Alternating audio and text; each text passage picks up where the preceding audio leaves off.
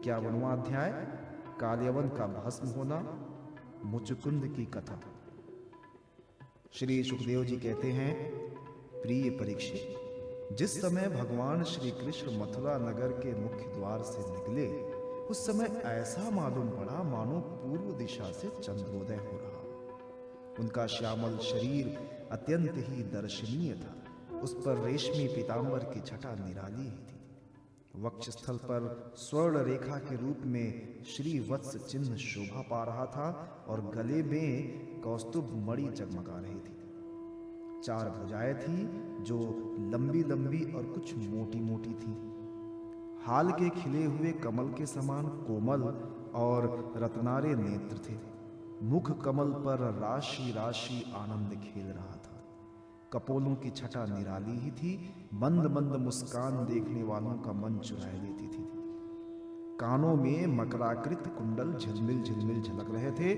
उन्हें देखकर कालयवन ने निश्चय किया कि यही पुरुष वासुदेव है, क्योंकि नारद जी ने जो जो लक्षण बताए थे, वक्ष स्थल पर श्रीवत्स का चिन्ह, 4 भुजाएं, कमल के से नेत्र, गले में वनमाला और सुंदरता की सीमा, वे सब इसमें मिल रहे हैं। इसलिए ये कोई दूसरा नहीं हो सकता। इस समय ये बिना किसी अस्त्र शस्त्र के पैदल ही इस ओर चला आ रहा है, इसलिए मैं भी इसके साथ बिना अस्त्र शस्त्र के लड़ूंगा।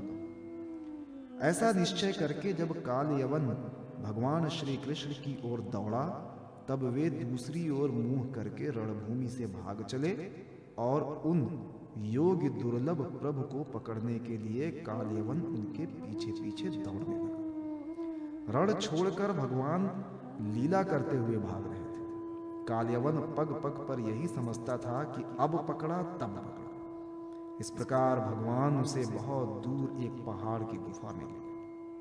कालयवन पीछे से बार बार आक्षेप करता कि अरे भाई, तुम परम यशस्वी यदुवंश में पैदा हुए हो, तुम्हारा इस प्रकार युद्ध छोड़कर भागना उचित नहीं है। परंतु अभी उसके अशुभ निशेष नहीं हुए थे, इसलिए वो भगवान को पाने में समर्थ न हो सका। उसके आक्षेप करते रहने पर भी भगवान उस पर्वत की गुफा में घुस गए। उनके पीछे कालयवन भी घुसा। वहां उसने एक दूसरे ही मनुष्य को सोते हुए देखा। उसे देखकर कालयवन ने सोचा, देखो तो सही, ये मुझे इस प्रकार इतनी दूर ले आया और अब इस तरह मानो इसे कुछ पता ही ना हो साधु बाबा बनकर सो रहा है। ये सोचकर उस मूढ़ ने उसे कसकर एक लात मारी। वो पुरुष वहां बहुत दिनों से सोया हुआ था। पैर की ठोकर लगने से वो उठ पड़ा और धीरे धीरे उसने अपनी आंखें खोली। इधर उधर देखने पर पास ही कालयवन खड़ा हुआ दिखाई दिया। परीक्षित, वो पुरुष इस प्रकार ठोकर मारकर जगाए जाने से कुछ रुष्ट हो गया था।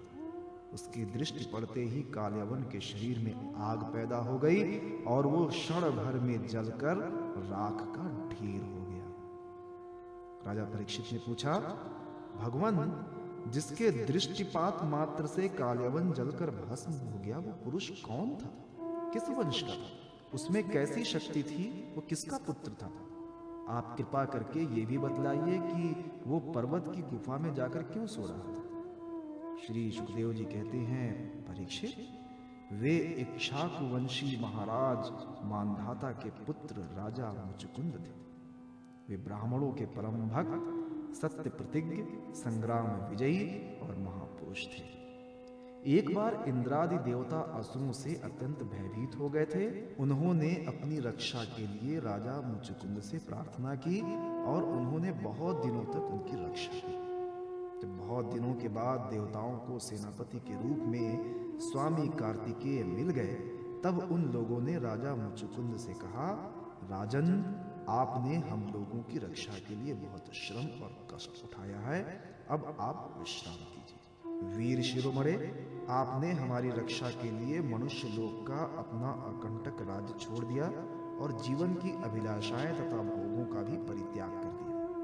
अब आपके पुत्र, रानियां, बंधु बांधव और अमात्य मंत्री तथा आपके समय की प्रजा में से कोई नहीं रहा है। सब के सब काल के गाल में चले गए। काल समस्त बलवानों से भी बलवान है। वो स्वयं परम समर्थ, अविनाशी और भगवत स्वरूप है। जैसे ग्वाले पशुओं को अपने वश में रखते हैं, वैसे ही वो खेल खेल में सारी प्रजा को अपने अधीन रखता है। राजन, आपका कल्याण हो। आपकी जो इच्छा हो हमसे मांग लीजिए। हम कैवल्य मोक्ष के अतिरिक्त आपको सब कुछ दे सकते हैं, क्योंकि कैवल्य मोक्ष देने की सामर्थ्य तो केवल अविनाशी भगवान विष्णु में ही है।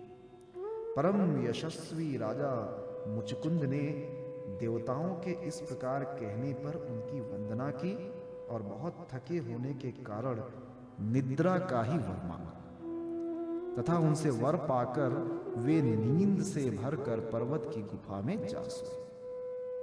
उस समय देवताओं ने ये कह दिया कि राजन, सोते समय यदि आपको कोई मूर्ख बीच में ही जगा देगा तो वो आपकी दृष्टि पड़ते ही उसी क्षण भस्म हो जाएगा। परीक्षित, जब कालयवन भस्म हो गया तब यदुवंश शिरोमणि भगवान श्री कृष्ण ने परम बुद्धिमान राजा मुचुकुंद को अपना दर्शन दिया। भगवान श्री कृष्ण का श्री विग्रह वर्षाकालीन मेघ के समान सांवला था। रेशमी पीतांबर धारण किए हुए थे। वक्ष स्थल पर श्रीवत्स और गले में कौस्तुभ मणि अपनी दिव्य ज्योति बिखेर रहे थे। 4 भुजाएं थीं। वैजंती माला अलग ही घुटनों तक लटक रही थी। मुख कमल अत्यंत सुंदर और प्रसन्नता से खिला हुआ था। कानों में मकराकृत कुंडल जगमगा रहे थे। होठों पर प्रेम भरी मुस्कुराहट थी और नेत्रों की चितवन अनुराग की वर्षा कर रही थी। अत्यंत दर्शनीय तरुण अवस्था और मतवाले सींग के समान निर्भीक चाल।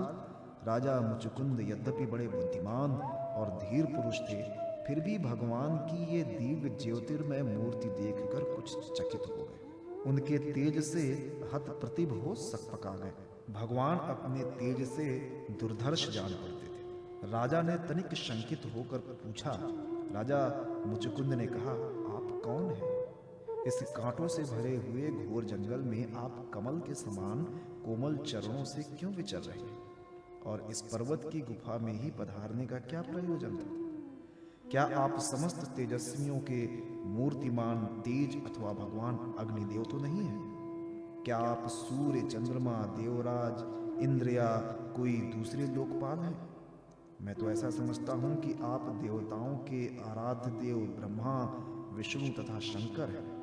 इन तीनों में से पुरुषोत्तम भगवान नारायण ही हैं, क्योंकि जैसे श्रेष्ठ दीपक अंधेरे को दूर कर देता है, वैसे ही आप अपनी अंग कांति से इस गुफा का अंधेरा भगा रहे हैं। पुरुष श्रेष्ठ, यदि आपको रुचे तो हमें अपना जन्म, कर्म और गोत्र बतलाइए, क्योंकि हम सच्चे हृदय से उसे सुनने के इच्छुक हैं।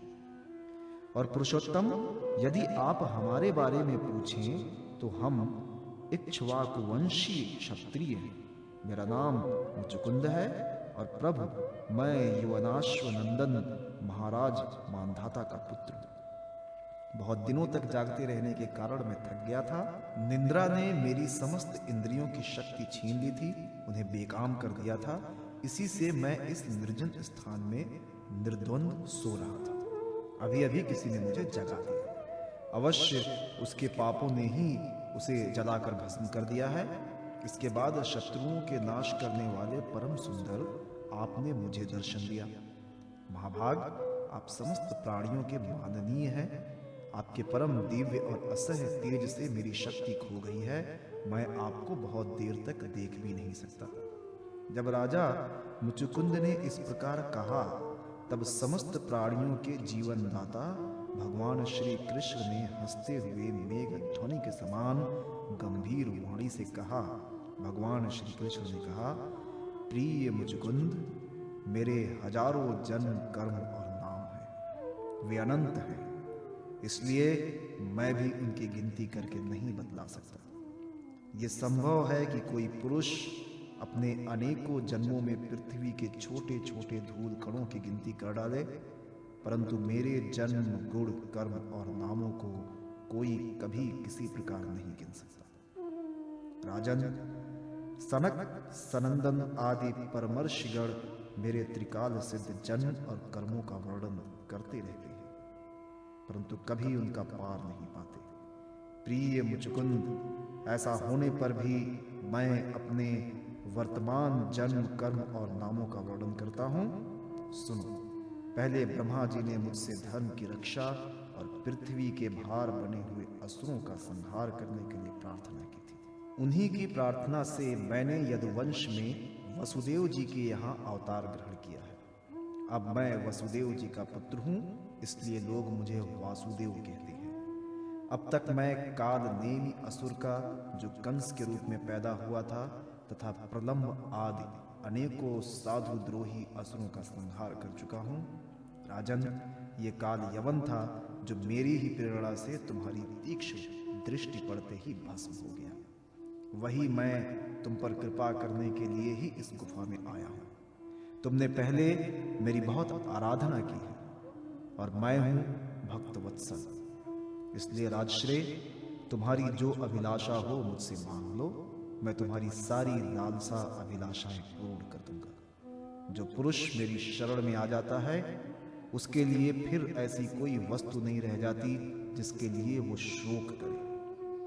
श्री सुखदेव जी कहते हैं, जब भगवान श्री कृष्ण ने इस प्रकार कहा, तब राजा मुचुकुंद को वृद्ध गर्ग का ये कथन याद आ गया कि यदुवंश में भगवान अवतीर्ण होने वाले हैं।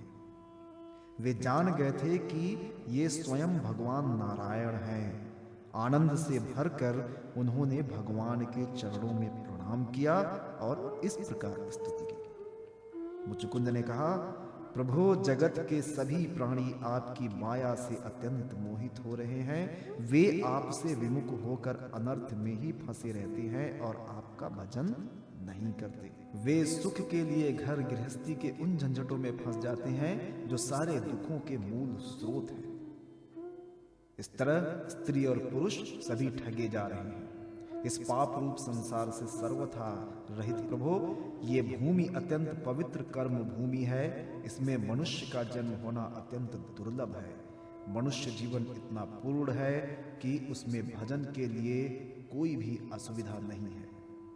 अपने परम सौभाग्य और भगवान की अहेतुक कृपा से उसे अनायास ही प्राप्त करके भी जो अपनी मति गति असत संसार में ही लगा देते हैं और तुच्छ विषय सुख के लिए ही सारा प्रयत्न करते हुए घर गृहस्थी के अंधेरे कुएं में पड़े रहते हैं, भगवान के चरण कमलों की उपासना नहीं करते, भजन नहीं करते, वे तो ठीक उस पशु के समान हैं जो तुच्छ तृण के लोभ से अंधेरे कुएं में गिर जाता है। भगवान, मैं राजा था, राज्य लक्ष्मी के मद से मैं मतवाला हो रहा था। इस मरने वाले शरीर को ही तो मैं आत्मा अपना स्वरूप समझ रहा था और राजकुमार, रानी, खजाना तथा पृथ्वी के लोभ मोह में ही फंसा हुआ था। उन वस्तुओं की चिंता दिन रात मेरे गले में लगी रहती थी। इस प्रकार मेरे जीवन का ये अमूल्य समय बिल्कुल निष्फल व्यर्थ चला गया। जो शरीर प्रत्यक्ष ही घड़े और भीत के समान मिट्टी का है और दृश्य होने के कारण उन्हीं के समान अपने से अलग भी है, उन्हीं को मैंने अपना स्वरूप मान लिया था और फिर अपने को मान बैठा था नरदेव। इस प्रकार मैंने मदान्त होकर आपको तो कुछ समझा ही नहीं। रथ, हाथी, घोड़े और पैदल की चतुरंगड़ी सेना तथा सेनापतियों से घिरकर मैं पृथ्वी में इधर उधर घूमता रहता। मुझे ये करना चाहिए और ये नहीं करना चाहिए, इस प्रकार विविध कर्तव्य और अकर्तव्यों की चिंता में पड़कर मनुष्य अपने एकमात्र कर्तव्य भगवत प्राप्ति से विमुख हो प्रमत्त हो जाता है, असावधान हो जाता है। संसार में बांध रखने वाले विषयों के लिए उसकी लालसा दिन दूनी रात चौगुनी बढ़ती ही जाती है, परंतु जैसे भूख के कारण जीव लपलपाता हुआ सांप असावधान चूहे को दबोच लेता है, वैसे ही काल रूप से सदा सर्वदा सावधान रहने वाले आप एकाएक उस प्रमादग्रस्त प्राणी पर टूट पड़ते हैं और उसे ले बीतते हैं। जो पहले सोने के रथों पर अथवा बड़े बड़े गजराजों पर चढ़कर चलता था और नरदेव कहलाता था, वही शरीर आपके अबाध काल से ग्रास बनकर बाहर फेंक देने पर पक्षियों की विष्ठा, धरती में गाड़ देने पर सड़कर कीड़ा और आग में जला देने पर राख का ढेर बन जाता है। प्रभु, जिसने सारी दिशाओं पर विजय प्राप्त कर ली है और जिससे लड़ने वाला संसार में कोई नहीं रह गया है, जो श्रेष्ठ सिंहासन पर बैठता है और बड़े बड़े नरपति जो पहले उसके समान थे अब जिसके चरणों में सिर झुकाते हैं, वही पुरुष जब विषय सुख भोगने के लिए जो घर गृहस्थी की एक विषय वस्तु है स्त्रियों के पास जाता है, तब उसके हाथ का खिलौना उनका पालतू पशु बन जाता है। बहुत से लोग विषय भोग छोड़कर पुनः राज्यादि भोग मिलने की इच्छा से ही दान पुण्य करते हैं और मैं फिर जन्म लेकर सबसे बड़ा परम स्वतंत्र सम्राट हूँ ऐसी कामना रखकर तपस्या में भली भांति स्थित हो शुभ कर्म करते हैं। इस प्रकार जिसकी तृष्णा बढ़ी हुई है वो कदापि सुखी नहीं हो सकता। अपने स्वरूप में एक रस स्थित रहने वाले भगवान जीव अनादि काल से जन्म मृत्यु रूप संसार के चक्कर में भटक रहा है। जब उस चक्कर से छूटने का समय आता है तब उसे सत्संग प्राप्त होता है। ये निश्चय है कि जिस क्षण सत्संग प्राप्त होता है उसी क्षण संतों के आश्रय कार्य कारण रूप जगत के एकमात्र स्वामी आप में जीव का बुद्धि अत्यंत दृढ़ता से लग जाती है। भगवान, मैं तो ऐसा समझता हूं कि आपने मेरे ऊपर परम अनुग्रह की वर्षा की, क्योंकि बिना किसी परिश्रम के अनायास ही मेरे राज्य का बंधन टूट गया। साधु स्वभाव के चक्रवर्ती राजा भी जब अपना राज्य छोड़कर एकांत में भजन साधन करने के उद्देश्य से वन में जाना चाहते हैं, तब उसके ममता बंधन से मुक्त होने के लिए बड़े प्रेम से आपसे प्रार्थना किया करते हैं। अंतर्यामी प्रभु, आपसे क्या छिपा है? मैं आपके चरणों की सेवा के अतिरिक्त और कोई भी वर नहीं चाहता, क्योंकि जिनके पास किसी प्रकार का संग्रह परिग्रह नहीं है अथवा जो उसके अभिमान से रहित हैं, वे लोग भी केवल उसी के लिए प्रार्थना करते हैं। भगवान, भला बतलाइए तो सही, मोक्ष देने वाले आपकी आराधना करके ऐसा कौन श्रेष्ठ पुरुष होगा जो अपने को बांधने वाले सांसारिक विषयों का वर मांगे? इसलिए प्रभु, मैं अपने सत्वगुण, रजोगुण और तमोगुण से संबंध रखने वाली समस्त कामनाओं को छोड़कर केवल माया के लेश मात्र संबंध से रहित गुणातीत एक अद्वितीय चित्त स्वरूप परम पुरुष आपकी शरण ग्रहण करता हूँ। भगवान, मैं अनादिकाल से अपने कर्म फलों को भोगते भोगते अत्यंत आर्त हो रहा हूँ। उनकी दुखद ज्वाला दिन रात मुझे जलाती रहती है। मेरे 6 शत्रु, 5 इंद्रिय और 1 मन कभी शांत न होते थे। उनकी विषयों की प्यास बढ़ती ही जा रही थी। कभी किसी प्रकार एक क्षण के लिए भी मुझे शांति न मिली। शरणदाता, अब मैं आपके भय, मृत्यु और शोक से रहित चरण कमलों की शरण में आया हूँ। सारे जगत के एकमात्र स्वामी परमात्मन, आप मुझ शरणागत की रक्षा कीजिए। भगवान श्री कृष्ण ने कहा, सार्वभौम महाराज, तुम्हारी मति, तुम्हारा निश्चय बड़ा ही पवित्र और ऊंची कोटि का है। यद्यपि मैंने तुम्हें बार बार वर देने का प्रलोभन दिया, फिर भी तुम्हारी बुद्धि कामनाओं के अधीन न हुई। मैंने तुम्हें जो वर देने का प्रलोभन दिया वो केवल तुम्हारी सावधानी की परीक्षा के लिए। मेरे जो अनन्य भक्त होते हैं उनकी बुद्धि कभी कामनाओं से इधर उधर नहीं भटकती। जो लोग मेरे भक्त नहीं होते वे चाहे प्राणायाम आदि के द्वारा अपने मन को वश में करने का कितना भी प्रयत्न क्यों न करें, उनकी वासनाएं क्षीण नहीं होती। राजन, उनका मन फिर से विषयों के लिए मचल पड़ता है। तुम अपने मन और सारे मनोभावों को मुझे समर्पित कर दो, मुझ में लगा दो और फिर स्वच्छंद रूप से पृथ्वी पर विचरण करो। मुझ में तुम्हारी विषय वासना शून्य निर्मल भक्ति सदा बनी रहेगी। तुमने क्षत्रिय धर्म का आचरण करते समय शिकार आदि के अवसरों पर बहुत से पशुओं का वध किया है। अब एकाग्रचित्त से मेरी उपासना करते हुए तपस्या के द्वारा उस पाप को धो डालो। राजन, अगले जन्म में तुम ब्राह्मण बनोगे और समस्त प्राणियों के सच्चे हितैषी, परम सुहृदय होगे तथा फिर मुझे विशुद्ध विज्ञान धन परमात्मा को प्राप्त करोगे। 52वां अध्याय द्वारका गमन, श्री बलराम जी का विवाह तथा श्री कृष्ण के पास रुक्मणी जी का संदेशा लेकर ब्राह्मण का आना। श्री सुखदेव जी कहते हैं, प्यारे परीक्षित, भगवान श्री कृष्ण ने इस प्रकार इक्ष्वाकु नंदन राजा मुचुकुंद पर अनुग्रह किया। अब उन्होंने भगवान की परिक्रमा की, उन्हें नमस्कार किया और गुफा से बाहर निकले। उन्होंने बाहर आकर देखा कि सब के सब मनुष्य, पशु, लता और वृक्ष वनस्पति पहले की अपेक्षा बहुत छोटे छोटे आकार के हो गए हैं। इससे ये जानकर कि कलयुग आ गया है, वे उत्तर दिशा की ओर चल दिए। महाराज मुचुकुंद तपस्या, श्रद्धा, धैर्य तथा अनासक्ति से युक्त एवं संशय संदेह से मुक्त थे। वे अपना चित्त भगवान श्री कृष्ण में लगाकर गंधमादन पर्वत पर जा पहुंचे। भगवान नर नारायण के नित्य निवास स्थान बद्रिकाश्रम में जाकर बड़े शांत भाव से गर्मी सर्दी आदि द्वंद्व सहते हुए वे तपस्या के द्वारा भगवान की आराधना करने लगे। इधर भगवान श्री कृष्ण मथुरापुरी में लौट आए। अब तक कालयवन की सेना ने उसे घेर रखा था। अब उन्होंने मलेच्छु की सेना का संहार किया और उसका सारा धन छीनकर द्वारका को ले चले। जिस समय भगवान श्री कृष्ण के आज्ञानुसार मनुष्यों और बैलों पर वो धन ले जाया जाने लगा, उसी समय मगधराज जरासंध फिर 18वीं बार 23 अक्षौहिणी सेना लेकर आ धमका।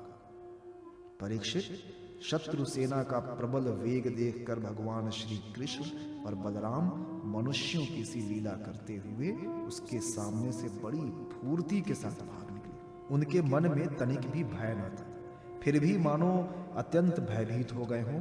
इस प्रकार का नाट्य करते हुए वो सब का सब धन वहीं छोड़कर अनेक योजनों तक वे अपने कमल दल के समान सुकोमल चरणों से ही पैदल भागते चले गए। जब महाबली मगधराज जरासंध ने देखा कि श्री कृष्ण और बलराम तो भाग रहे हैं, तब वो हंसने लगा और अपनी रथ सेना के साथ उनका पीछा करने लगा। उसे भगवान श्री कृष्ण और बलराम जी के ऐश्वर्य प्रभाव आदि का ज्ञान न था। बहुत दूर तक दौड़ने के कारण दोनों भाई कुछ थक से गए। अब वे बहुत ऊंचे प्रवर्षण पर्वत पर चढ़े। उस पर्वत का प्रवर्षण नाम इसलिए पड़ा था कि वहां सदा ही मेघ वर्षा किया करते थे। परीक्षित, जब जरासंध ने देखा कि वे दोनों पहाड़ में छिप गए और बहुत ढूंढने पर भी पता न चला, तब उसने ईंधन से भरे हुए प्रवर्षण पर्वत के चारों ओर आग लगवाकर उसे जला दिया। जब भगवान ने देखा कि पर्वत के छोर जलने लगे हैं, तब दोनों भाई जरासंध की सेना के घेरे को लांघते हुए बड़े वेग से उस 11 योजन 44 कोस ऊंचे पर्वत से एकदम नीचे धरती पर कूद आए। राजन, उन्हें जरासंध ने अथवा उसके किसी सैनिक ने देखा नहीं और वे दोनों भाई वहां से चलकर फिर अपनी समुद्र से घिरी हुई द्वारकापुरी में चले आए। जरासंध ने झूठ मूठ ऐसा मान लिया कि श्री कृष्ण और बलराम तो जल गए और फिर वो अपनी बहुत बड़ी सेना लौटाकर मगध देश को चला गया। ये बात मैं तुमसे पहले ही 9वें स्कंद में कह चुका हूं। आनर्त देश के राजा श्रीमान रेवत जी ने अपनी रेवती नाम की कन्या ब्रह्मा जी की प्रेरणा से बलराम जी के साथ ब्याह किया।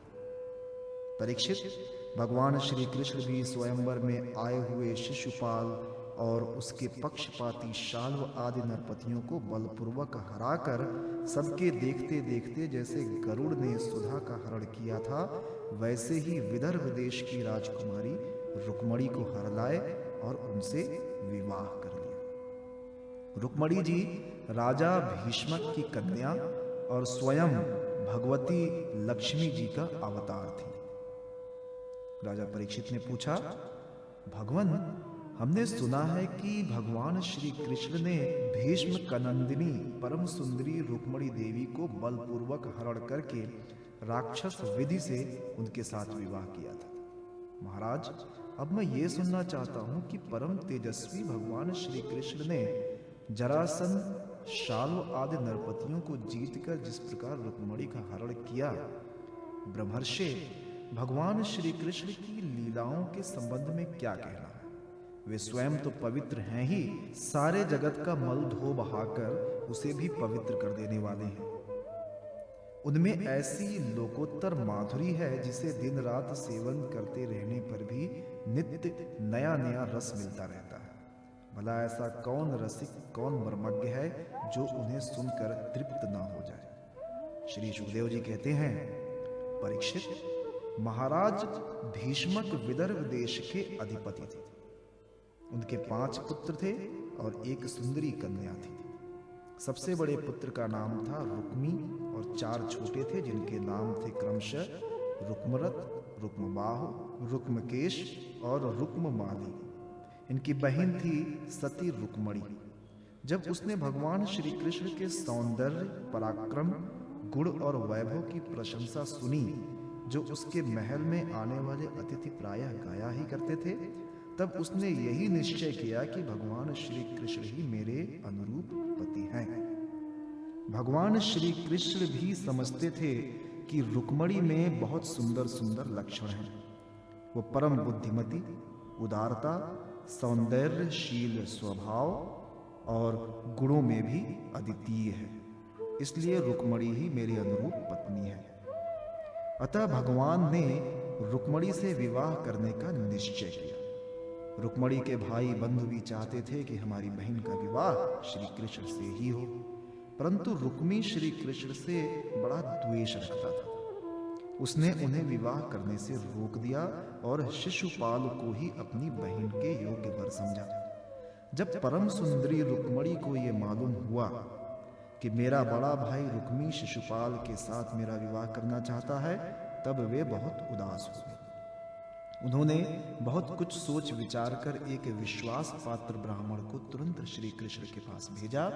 जब वे ब्राह्मण देवता द्वारिकापुरी में पहुंचे, तब द्वारपाल उन्हें राजमहल के भीतर ले गए। वहां जाकर ब्राह्मण देवता ने देखा कि आदि पुरुष भगवान श्री कृष्ण सोने के सिंहासन पर विराजमान है। ब्राह्मणों के परम भक्त भगवान श्री कृष्ण उन ब्राह्मण देवता को देखते ही अपने आसन से नीचे उतर गए और उन्हें अपने आसन पर बैठाकर वैसी ही पूजा की जैसे देवता लोग उनकी भगवान की किया करते हैं। आदर सत्कार कुशल प्रश्न के अनंतर जब ब्राह्मण देवता खा पी चुके, आराम विश्राम कर चुके, तब संतों के परम आश्रय भगवान श्री कृष्ण उनके पास गए और अपने कोमल हाथों से उनके पैर सहलाते हुए बड़े शांत भाव से पूछने लगे, ब्राह्मण शिरोमणे, आपका चित्त तो सदा सर्वदा संतुष्ट रहता है ना? आपको अपने पूर्व पुरुषों द्वारा स्वीकृत धर्म का पालन करने में कोई कठिनाई तो नहीं होती? ब्राह्मण यदि जो कुछ मिल जाए उसी में संतुष्ट रहे और अपने धर्म का पालन करे, उससे च्युत न हो, तो वो संतोष ही उसकी सारी कामनाएं पूर्ण कर देता है। यदि इंद्र का पद पाकर भी किसी को संतोष न हो, तो उसे सुख के लिए एक लोक से दूसरे लोक में बार बार भटकना पड़ेगा। वो कहीं भी शांति से बैठ नहीं सकेगा। परंतु जिसके पास तनिक भी संग्रह परिग्रह नहीं है और जो उसी अवस्था में संतुष्ट है, वो सब प्रकार से संताप रहित होकर सुख की नींद सोता है। जो स्वयं प्राप्त की हुई वस्तु से संतोष कर लेते हैं, जिनका स्वभाव बड़ा ही मधुर है और जो समस्त प्राणियों के परम हितैषी, अहंकार रहित और शांत हैं, उन ब्राह्मणों को मैं सदा सिर झुकाकर नमस्कार करता हूँ। ब्राह्मण देवता, राजा की ओर से जो आप लोगों को सब प्रकार की सुविधा है न, जिसके राज्य में प्रजा का अच्छी तरह पालन होता है और वो आनंद से रहती है, वो राजा मुझे बहुत ही प्रिय है। ब्राह्मण देवता, आप कहाँ से, किस हेतु से और किस अभिलाषा से इतना कठिन मार्ग तय करके यहाँ पधारे हैं? यदि कोई बात विशेष गोपनीय न हो तो हमसे कहिए, हम आपकी क्या सेवा करें। परीक्षित, लीला से ही मनुष्य रूप धारण करने वाले भगवान श्री कृष्ण ने जब इस प्रकार ब्राह्मण देवता से पूछा तब उन्होंने सारी बात कह सुनाई। इसके बाद वे भगवान से रुक्मणी जी का संदेश कहने लगे। रुक्मणी जी ने कहा है, त्रिभुवन सुंदर, आपके गुणों को जो सुनने वालों के कानों के रास्ते हृदय में प्रवेश करके एक एक अंग के ताप, जन्म जन्म की जलन बुझा देते हैं, तथा अपने रूप सौंदर्य को जो नेत्र वाले जीवों के नेत्रों के लिए धर्म, अर्थ, काम, मोक्ष चारों पुरुषार्थों के फल एवं स्वार्थ परमार्थ सब कुछ हैं, श्रवण करके प्यारे अच्युत मेरा चित्त लज्जा शर्म सब कुछ छोड़कर आप में ही प्रवेश कर रहा है। प्रेम स्वरूप श्याम सुंदर, चाहे जिस दृष्टि से देखें, कुल, शील, स्वभाव, सौंदर्य, विधा, अवस्था, धन, धाम सभी में आप अद्वितीय हैं, अपने ही समान हैं। मनुष्य लोक में जितने भी प्राणी हैं, सबका मन आपको देखकर शांति का अनुभव करता है, आनंदित होता है। अब पुरुष भूषण आप ही बतलाइए, ऐसी कौन सी कुलवती, महागुणवती और धैर्यवती कन्या होगी जो विवाह के योग्य समय आने पर आपको ही पति के रूप में वरण न करेगी। इसीलिए प्रियतम, मैंने आपको पति रूप में वरण किया है। मैं आपको आत्मसमर्पण कर चुकी हूँ। आप अंतर्यामी हैं, मेरे हृदय की बात आपसे छिपी नहीं है। आप यहाँ पधार कर मुझे अपनी पत्नी के रूप में स्वीकार कीजिए। कमल नयन, प्राणवल्लभ, मैं आप सरीखे वीर को समर्पित हो चुकी हूँ, आपकी हूँ। अब जैसे सींग का भाग सियार छू जाए, वैसे कहीं शिशुपाल निकट से आकर मेरा स्पर्श न कर जाए। मैंने यदि जन्म जन्म में पूर्त, कुआं, बावली आदि खुदवाना, इष्ट यज्ञादि करना, दान, नियम, व्रत तथा देवता, ब्राह्मण और गुरु आदि की पूजा के द्वारा भगवान परमेश्वर की ही आराधना की हो और वे मुझ पर प्रसन्न हों, तो भगवान श्री कृष्ण आकर मेरा पाणी ग्रहण करें। शिशुपाल अथवा दूसरा कोई भी पुरुष मेरा स्पर्श न कर सके। प्रभो, आप अजित हैं। जिस दिन मेरा विवाह होने वाला हो, उसके एक दिन पहले आप हमारी राजधानी में गुप्त रूप से आ जाइए और फिर बड़े बड़े सेनापतियों के साथ शिशुपाल तथा जरासंध की सेनाओं को मत डालिए, तहस नहस कर दीजिए और बलपूर्वक राक्षस विधि से वीरता का मूल्य देकर मेरा पाणी ग्रहण कीजिए।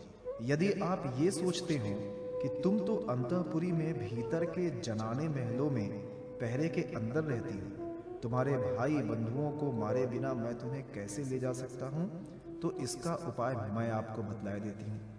हमारे कुल का ऐसा नियम है कि विवाह के पहले दिन कुल देवी का दर्शन करने के लिए एक बहुत बड़ी यात्रा होती है। जुलूस निकलता है जिसमें विवाही जाने वाली कन्या को, दुल्हन को नगर के बाहर गिरिजा देवी के मंदिर में जाना पड़ता है।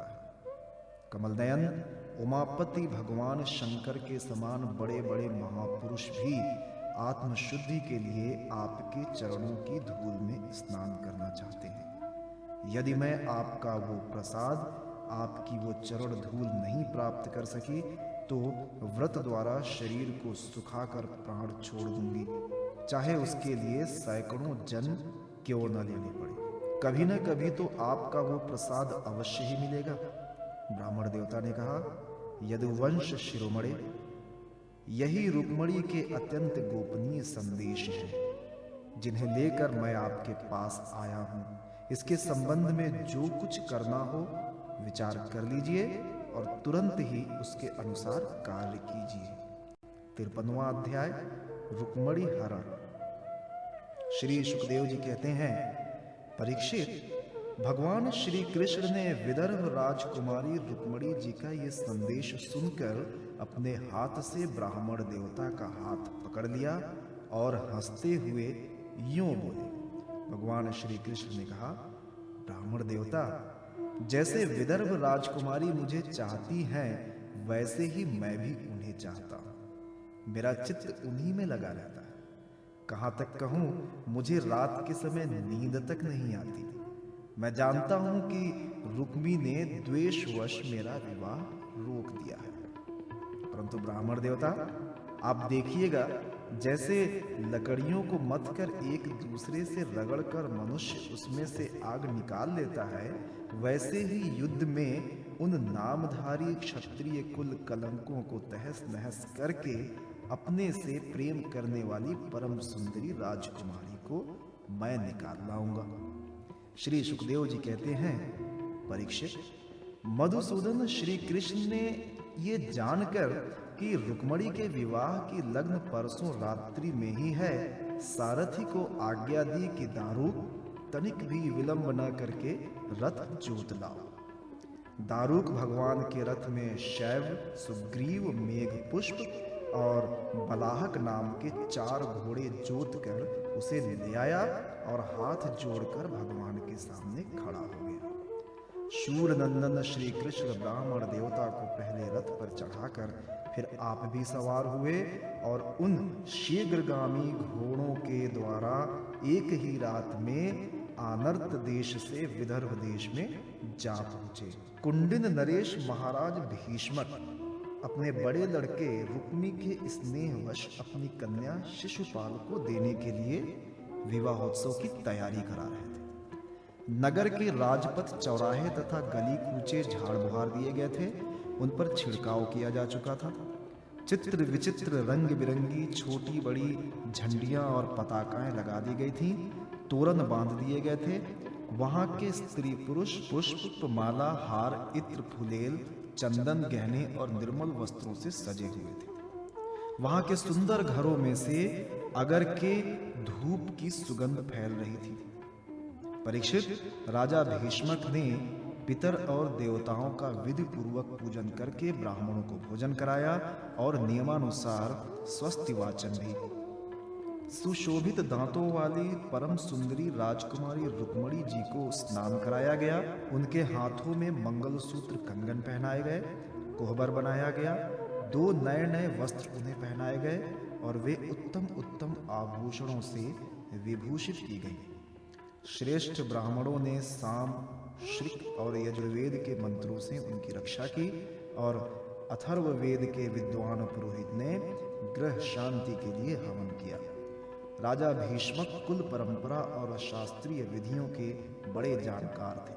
उन्होंने सोना, चांदी, वस्त्र, गुड़ मिले हुए तिल और गौएं ब्राह्मणों को दी।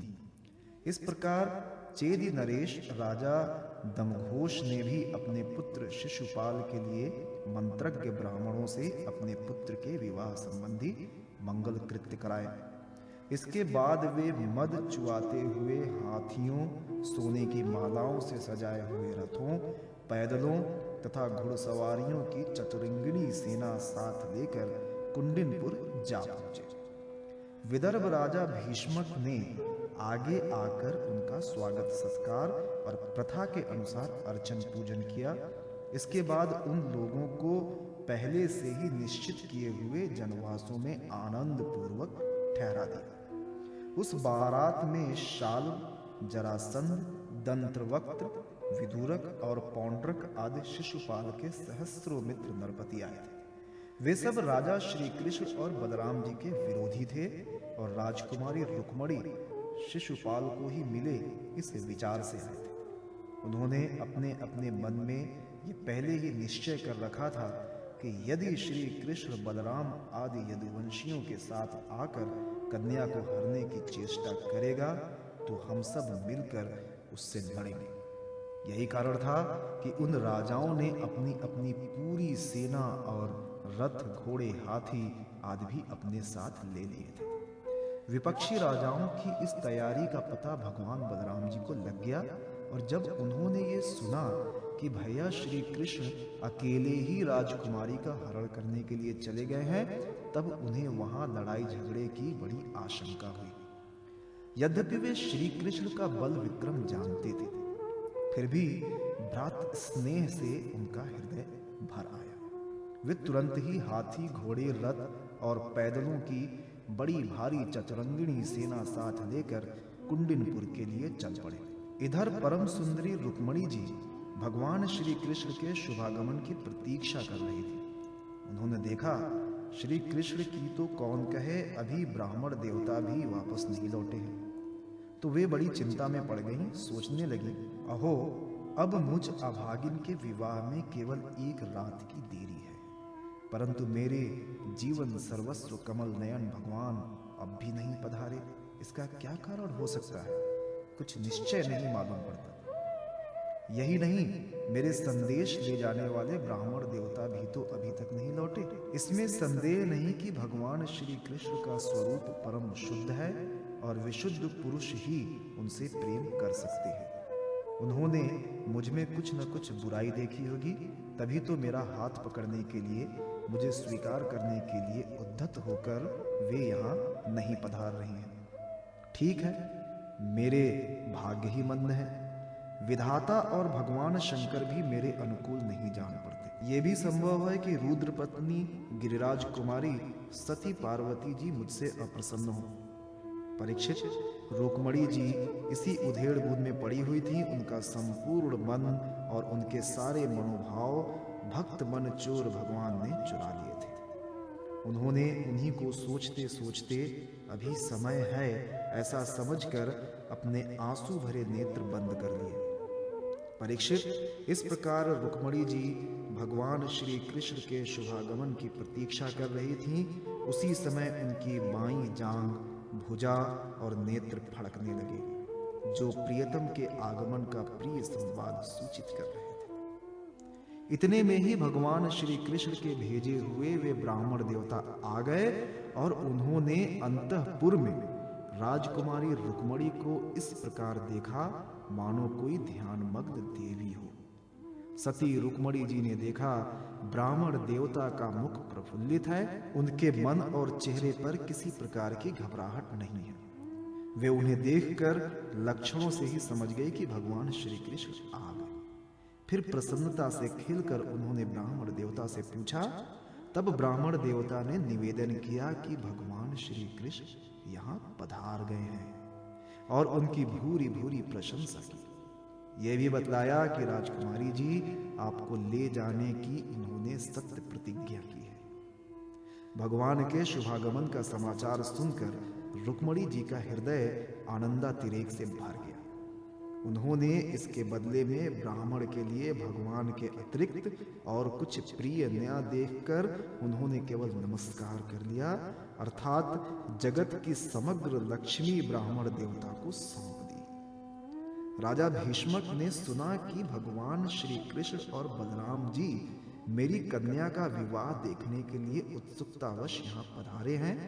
तब तुरही, भेदी आदि बाजे बजवाते हुए पूजा की सामग्री लेकर उन्होंने उनकी अगवानी की और मधुपर्क, निर्मल वस्त्र तथा उत्तम उत्तम भेंट देकर विधि पूर्वक उनकी पूजा की। भीष्मक जी बड़े बुद्धिमान थे।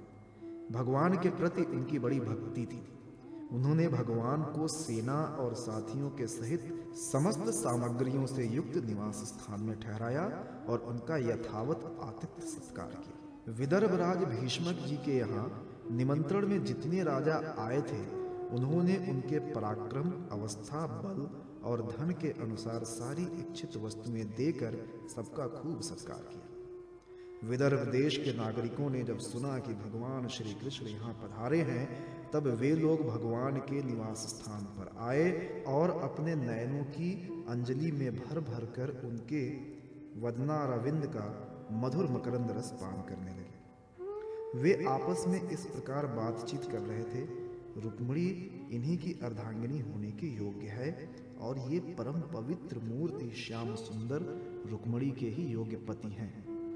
दूसरी कोई इनकी पत्नी होने के योग्य नहीं है। यदि हमने अपने पूर्व जन्म या इस जन्म में कुछ भी सत्कर्म किया हो, तो त्रिलोक विधाता भगवान हम पर प्रसन्न हो और ऐसी कृपा करें कि श्याम सुंदर श्री कृष्ण ही विदर्भ राजकुमारी रुक्मिणी जी का पाणी ग्रहण करें। परीक्षित, जिस समय प्रेम परवश होकर पूर्ववासी लोग परस्पर इस प्रकार बातचीत कर रहे थे, उसी समय रुक्मिणी जी अंतःपुर से निकलकर देवी जी के मंदिर के लिए चलीं। बहुत से सैनिक उनकी रक्षा में नियुक्त थे। वे प्रेम मूर्ति श्री कृष्ण चंद्र के चरण कमलों का चिंतन करती हुई भगवती भवानी के पाद पल्लवों का दर्शन करने के लिए पैदल ही चली। वे स्वयं मौन थीं और माताएं तथा सखी सहेलियां सब ओर से उन्हें घेरे हुई थीं। शूरवीर राजसैनिक हाथों में अस्त्र शस्त्र उठाए कवच पहने उनकी रक्षा कर रहे थे। उस समय मृदंग, शंख, ढोल, तुरही और भेरी आदि बाजे बज रहे थे। बहुत सी ब्राह्मण पत्नियां पुष्पमाला, चंदन आदि सुगंध द्रव्य और गहने कपड़ों से सज धज कर साथ साथ चल रही थीं और अनेकों प्रकार के उपहार तथा पूजन आदि की सामग्री लेकर सहस्त्रों श्रेष्ठ वारांगनाएं भी साथ थीं। गवैये गाते जाते थे, बाजे वाले बाजे बजाते चलते थे और सूत, मागध और वंदीजन दुल्हन के चारों ओर जय जयकार करते विरध बखानते जा रहे थे। देवी जी के मंदिर में पहुंचकर रुक्मिणी जी ने अपने कमल के सदृश सुकोमल हाथ पैर धोए, आचमन किया। इसके बाद बाहर भीतर से पवित्र एवं शांत भाव से युक्त होकर अंबिका देवी के मंदिर में प्रवेश किया। बहुत सी विधि विधान जानने वाले बड़ी बूढ़ी ब्राह्मणियां उनके साथ थीं। उन्होंने भगवान शंकर की अर्धांगिनी भवानी को और भगवान शंकर जी को भी रुक्मिणी से प्रणाम करवाया। रुक्मिणी जी ने भगवती से प्रार्थना की, अंबिका माता, आपकी गोद में बैठे हुए आपके प्रिय पुत्र गणेश जी को तथा आपको मैं बार बार नमस्कार करती हूँ। आप ऐसा आशीर्वाद दीजिए कि मेरी अभिलाषा पूर्ण हो। भगवान श्री कृष्ण ही मेरे पति हों। इसके बाद रुक्मिणी जी ने जल, गंध, अक्षत, धूप, वस्त्र, पुष्पमाला, हार, आभूषण, अनेकों प्रकार के नैवेद्य, भेंट और आरती आदि सामग्रियों से अंबिका देवी की पूजा की। तदनंतर उक्त सामग्रियों से तथा नमक, पुआ, पान, कंठसूत्र, फल और ईख से सुहागिन ब्राह्मणियों की भी पूजा की। तब ब्राह्मणियों ने उन्हें प्रसाद देकर आशीर्वाद दिए और दुल्हन ने ब्राह्मणियों और माता अंबिका को नमस्कार करके प्रसाद ग्रहण किया।